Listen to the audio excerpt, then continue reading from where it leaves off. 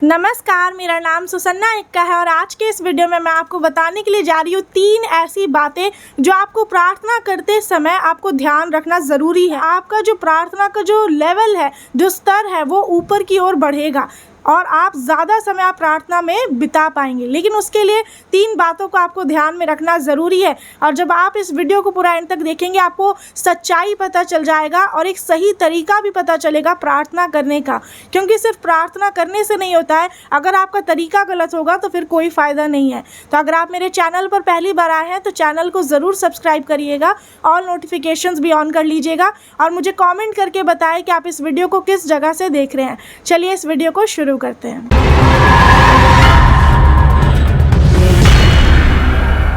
प्रार्थना क्या है? आपको प्रार्थना करना इसलिए ज़रूरी है क्योंकि वो आपको परमेश्वर से जोड़ती है।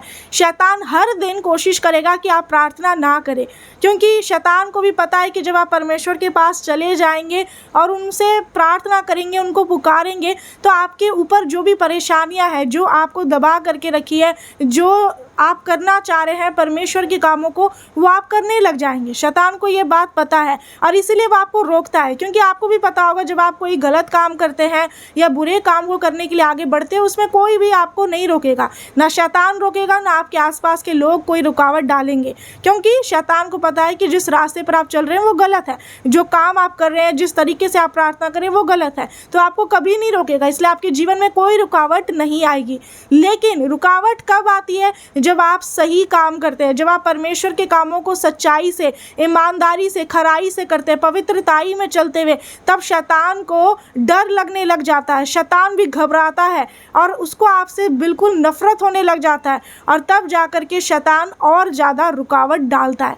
और यही कारण है कि आप सोचते तो हैं कि मैं इस काम को करूं, मैं प्रचार करूं, मैं प्रार्थना करूं, मैं वचन पढ़ूं, लेकिन आपसे हो नहीं पाता है। तो अगर आप इन 3 बातों को जानेंगे तो आप शैतान का सामना भी कर पाएंगे और आप प्रार्थना में भी बढ़ पाएंगे, क्योंकि काफ़ी लोग प्रार्थना करते हैं लेकिन प्रार्थना में जो कुछ मांगते हैं वो उन्हें मिलता नहीं है। तो आखिर क्या कारण है कि आप पिता से प्रार्थना कर रहे हैं, यीशु मसीह के नाम से, पवित्र आत्मा के द्वारा भी, लेकिन भी क्यों नहीं मिल रहा है? क्योंकि आपको पता है कि यीशु मसीह सर्वशक्तिमान ईश्वर है, लेकिन भी आखिर कौन सी ऐसी गलती आप कर रहे हैं जिसकी वजह से आपकी प्रार्थना स्वर्ग तक नहीं पहुंच रही है? तो उसको भी आपको जानना ज़रूरी है, क्योंकि जब आप अपनी गलती को समझते हैं कि आप कहाँ पर गलती कर रहे हैं, कहाँ पर आपसे भूल चूक हो रही है, तो उसको आप अपनी गलती को सुधार पाते हैं और यही आपको करना है। कोई भी इंसान इतना परफेक्ट नहीं है कि बिल्कुल अच्छे से प्रार्थना करे, कोई गलती ना करे। गलती हर किसी से होता है, लेकिन गलती को सुधार के आगे बढ़ना ये आपका काम है। ये तभी हो सकता है जब आप वचन को पढ़ेंगे, वचन से आपकी बंद आंखें खुलेगी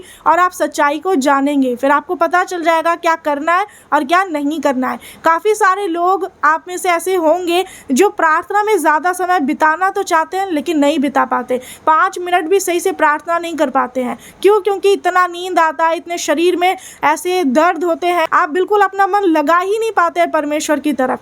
या फिर बहुत सारी चीज़ें ऐसी होती है, आलसीपन आपके अंदर आता है और आपका मन भटक रहा होता है, मुझे अभी ये भी काम करना है। आपको प्रार्थना के दौरान ही सारे दुनिया के इस काम याद आने लग जाते हैं कि मुझे अभी ये भी करना है, मुझे बाहर जाना है, मुझे अभी खाना पकाना है, बहुत सारी चीज़ें, क्योंकि ये बात शैतान आपके मन में डालता है। अब इसके पीछे ऐसा क्या कारण है कि आप प्रार्थना परमेश्वर से कर रहे हैं और शैतान आपके मन में विचार डाल रहा है ताकि आपका मन प्रार्थना में ना लगे? तो ये सारी चीज़ें क्यों होती है, इससे आप कैसे बच सकते हैं, प्रार्थना में कैसे बढ़ सकते हैं और परमेश्वर से कैसे जुड़े रह सकते हैं, उसके लिए मैं 3 बातें आपको वचन से बताऊंगी। तो अगर आपके पास बाइबल नहीं है तो आप ले लीजिए, क्योंकि ये 2 धारी तलवार आपको रखना ज़रूरी है। साथ ही नोटबुक और पेन भी रख लीजिए ताकि जो पॉइंट्स मैं आपको बताऊंगी उसे आप लिख सकते हैं। मत्ती 6 अध्याय उसका 6 आयत में आप निकालिए, जिसमें लिखा है, परंतु जब तू प्रार्थना करे तो अपनी कोठरी में जा और द्वार बंद करके अपने पिता से जो गुप्त में है प्रार्थना कर, तब तेरा पिता जो गुप्त में देखता है तुझे प्रतिफल देगा।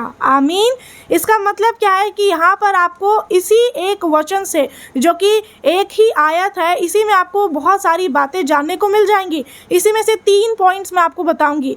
पहला काम जो आपको ध्यान रखना है प्रार्थना के दौरान वो यही है कि पहली बात कि आपको प्रार्थना में में जाना है। जिस तरह से क्या लिखा है कि जब तू कोठरी में जाए, है ना, तो इसका मतलब क्या है कि आपको पहले परमेश्वर के पास जाना ज़रूरी है, लेकिन यही आप काम नहीं कर पाते। इसी में शैतान पहले आपको रोकेगा। शैतान आपके जीवन में ऐसी ऐसी रुकावटें डालेगा, ऐसे ऐसे लोगों को आपके सामने लाएगा, ऐसी ऐसी चीज़ों को जिससे आप बहुत ज़्यादा लगाव रखते हैं और आपका मन उन चीज़ों में भटक जाएगा।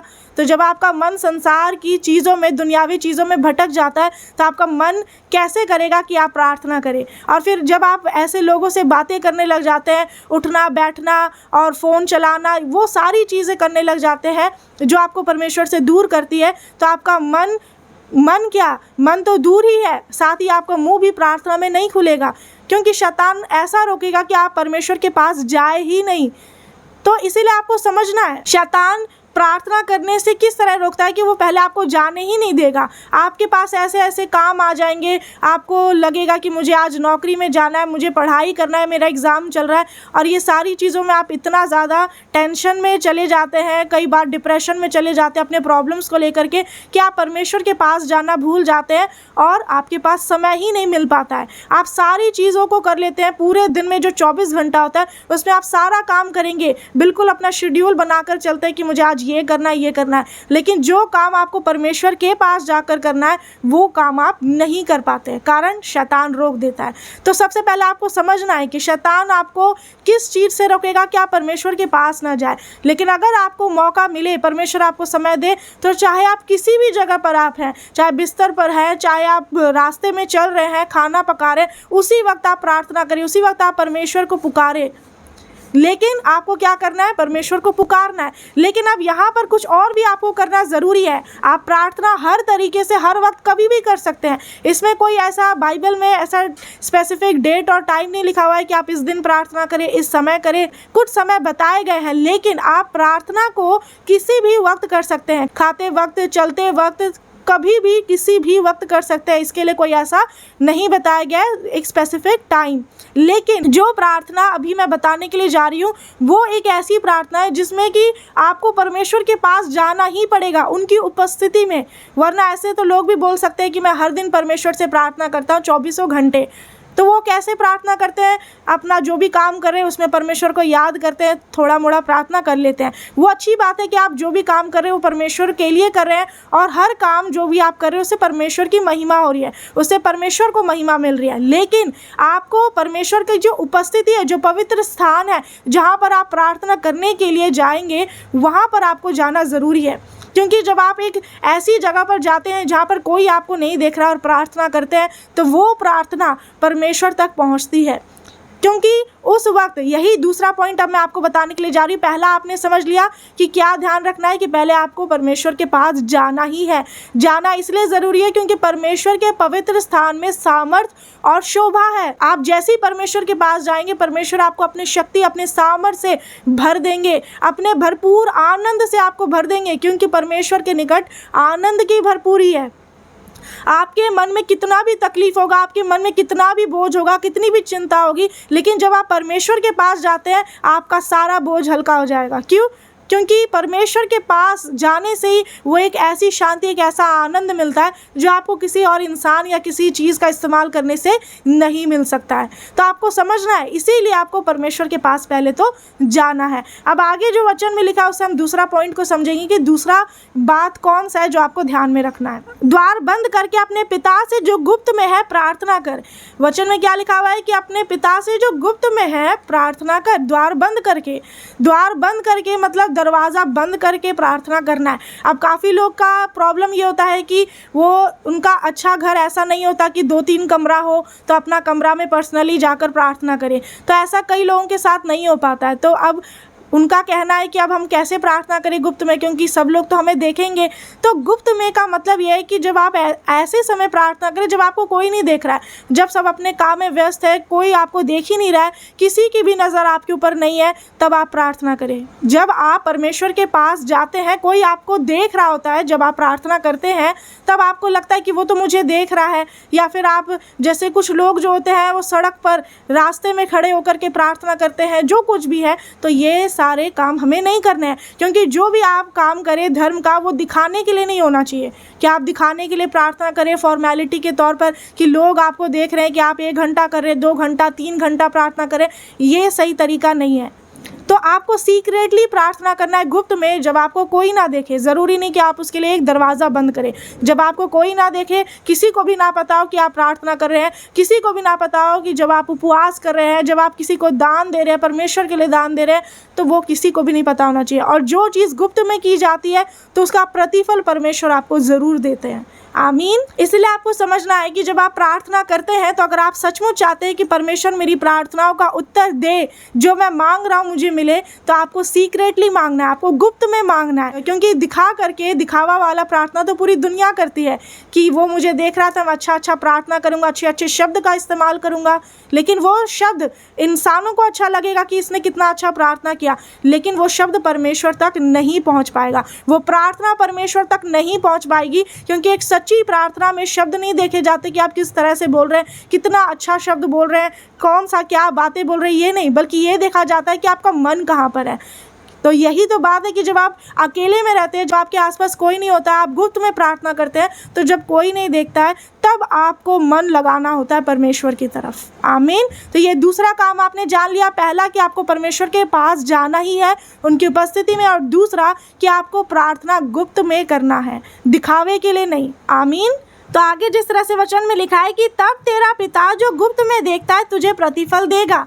यहाँ पर साफ लिखा हुआ है कि जब परमेश्वर पिता यहोवा आपको देखेंगे कि आप गुप्त में प्रार्थना कर रहे हैं, परमेश्वर कितने खुश होते हैं जब वो आपको देखते हैं कि जब कोई आपके साथ नहीं है, आप अकेले में हैं, और तब आप परमेश्वर को पुकार रहे होते हैं। क्योंकि अकेले में कोई भी परमेश्वर के साथ वफादार नहीं होता है। क्या आपको लगता है कि जब आप अकेले होंगे घर में, अपने कमरे में, जब कोई आपको नहीं देख रहा होगा, तो आप परमेश्वर के साथ विश्वास योग्य रह पाएंगे? नहीं, क्योंकि जब एक इंसान अकेले में होता है तब शैतान भी आ जाता है। आपको क्या लगता है कि जब आप प्रार्थना करते हैं तो आप बस प्रार्थना करें परमेश्वर से? नहीं, शैतान भी आपके सामने में रहता है आपको रोकने के लिए कि जो आप प्रार्थना कर रहे हैं वो परमेश्वर ना सुने, वो स्वर तक ना पहुँचे। जो आप प्रार्थना करें उसमें आपका मन भटकाए, उसी में आपके मनों में गलत विचार डाले, गंदे विचार डाले, शैतान कोशिशें करता है। तो तीसरा पॉइंट में यही आपको समझने को मिलेगा कि आप जब सब लोग देख रहे होते हैं तो आप हर अच्छा काम करने की कोशिश करते हैं, और लोगों से आपको बड़ाई भी मिलती है, लोगों की तारीफ भी आपको मिलती है। लेकिन आपको ध्यान रखना है कि आपकी पहचान दूसरे लोगों को पता हो ना हो, लेकिन परमेश्वर पिता को आपकी पहचान पता होनी चाहिए। तो इसीलिए कोई भी इंसान जब भी अकेले में होता है वो कोई भी अच्छा काम नहीं कर सकता है, अकेले में शैतान काम करता है। इसलिए आपको ध्यान रखना है, कोई भी इंसान अकेले में जब होता है, कोई नहीं देख रहा होता, तो शैतान काम करता है, और उस वक्त ही शैतान उनके मन में विचार डालता है और फिर वो गलत काम की तरफ जाते हैं। अकेले में ही लोग बुरे कामों को करते हैं, पाप करते हैं। तो इसीलिए आपको समझना है गुप्त में आप क्या कर रहे हैं, ये आपको देखना है। आज प्रश्न यही है वचन के द्वारा कि आखिर आप सीक्रेटली कर क्या रहे हैं। जब कोई आपको नहीं देख रहा, जब किसी की नज़र आपकी तरफ नहीं है, तब आप क्या कर रहे हैं। क्योंकि जब आप गुप्त में भी परमेश्वर से प्रार्थना करते हैं, आपको पता है कि कोई नहीं देख रहा, कोई कुछ नहीं आपकी तारीफ करेगा, किसी को नहीं पता आप क्या कर रहे हैं, लेकिन भी आप परमेश्वर को जब ऐसे समय में पुकारते हैं तो परमेश्वर खुश होते हैं, परमेश्वर आपकी सुनते हैं, परमेश्वर आपको बढ़ाते हैं। आमीन। आज बहुत सारे लोग जो बढ़ना चाहते हैं प्रभु में, परमेश्वर के कामों को करना चाहते हैं, लेकिन कर नहीं पाते। उसके पीछे यही बहुत बड़ा कारण है कि उनका जो गुप्त का समय है, जो गुप्त का काम है, जो सीक्रेटली करते हैं, वो गलत काम है, वो शैतान का काम है। लेकिन जब आप गुप्त में ही परमेश्वर का काम करना शुरू करेंगे तो आप देखिए कि परमेश्वर आपको ओपनली रिवॉर्ड देंगे, परमेश्वर आपको प्रतिफल देंगे, और तब आप देखेंगे कि तब पूरी दुनिया के लोग देखेंगे कि आप इतने बड़े बड़े काम करेंगे परमेश्वर की सामर्थ्य के द्वारा, आप उनकी सेवा करेंगे। लेकिन ये सब कुछ कैसे होगा? इसके लिए आपको गुप्त में परमेश्वर के साथ विश्वास योग्य रहना है, परमेश्वर में बने रहना है, उनके प्रेम में बने रहना है। आमीन। तो लास्ट में मैं यही बोलना चाहूँगी कि समय मायने नहीं रखता कि आप कितना समय, कितना घंटा परमेश्वर को दे रहे हैं, क्योंकि बहुत से ऐसे लोग हैं जिनके पास समय भी होता है और कुछ ऐसे हैं जिनके पास समय नहीं भी होता है। लेकिन मन अगर आपका परमेश्वर से दूर है, आप परमेश्वर के सामने में शारीरिक रूप से मौजूद है, लेकिन जब आपका मन ही दूर है तो फिर क्या फ़ायदा। तो आपको ध्यान रखना है, काम आपको शुरू करना है गुप्त में करना। तो अभी जो आपने वचन सुना इसके द्वारा मैं आपके लिए प्रार्थना करने के लिए जा रही हूँ। अपने हाथों को उठा लीजिएगा और आंखों को खोल के रखना है।